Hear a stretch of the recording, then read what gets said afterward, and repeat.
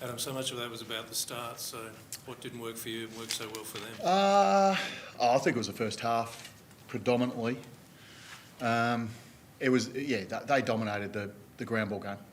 That's what happened. They were better at follow up, competing, working across, work rate to support.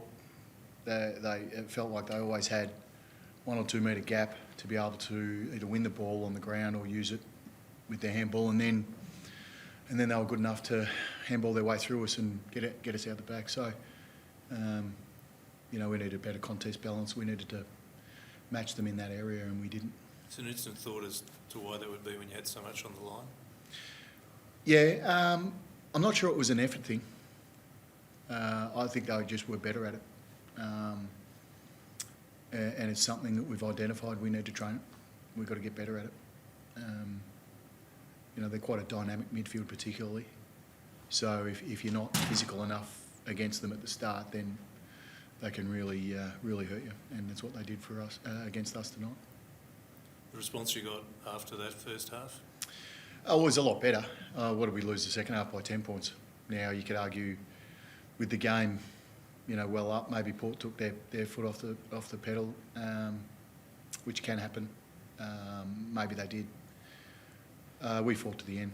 That's what we do, irrespective of the scoreboard. So we tidied a couple of things up. We were able to fix that to a certain extent. We were able to stop turning the ball over in their front half. They had 24 front half turnovers to half time. That's a game total, and they punished us off the back of that. Most of their scores come from front half turnover or stoppage, centre bounce. So it was one of those nights that when it rains it pours, and tonight it poured. So you worked so hard to get yourself back in the race and almost seem to be really in front of the race. How do you feel now that you're really on a tightrope, that it's one mistake and you're gone? Kind of always felt like that. You kind of know, given the closeness of the competition right at this moment, any slip up in any game brings you back to the pack, or if you're able to win one, it puts you ahead of the pack momentarily. But you're only one slip up away from being back in that pack, and that's exactly what has happened to us. And we knew full well, but we just haven't been able to do anything about it the last fortnight. Obviously makes next week almost a finals, elimination final almost scenario. I guess what gives you the confidence that you boys can regroup after that and get the job done next Well, week? because we've done it in the past. Our last 3 months, our body of work over that period of time has been really quite strong. We were strong last week against the Swans. A lot of inside 50s. Key indicators were really strongly in favour of us, but we didn't get the job done. Tonight it was different. They dominated us, no question.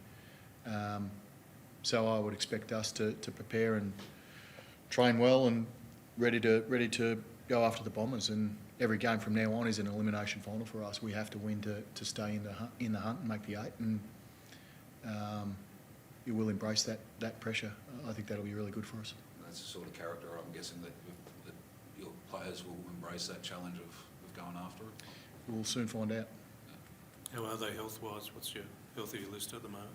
Well, we get Bedford. Daniels back next week. Probably Callaghan. Angwin will be fit. He had a bit of flu.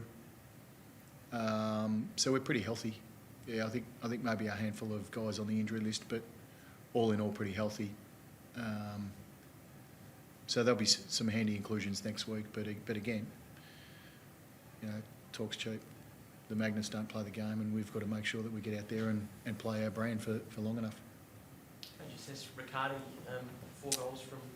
Yep. Made most of his opportunities. Yeah, he certainly did. I thought he competed really well. His growth, particularly through the midway part through the year, I think he's been great for us. Competes hard. He's able to finish his work. He's a beautiful finisher. To kick 4 goals against some of those backs is pretty good effort. So I thought he was really good for us. How did you assess Taylor and Marshall at the other? Well, it was a good battle. Marshall ends up with 3 goals.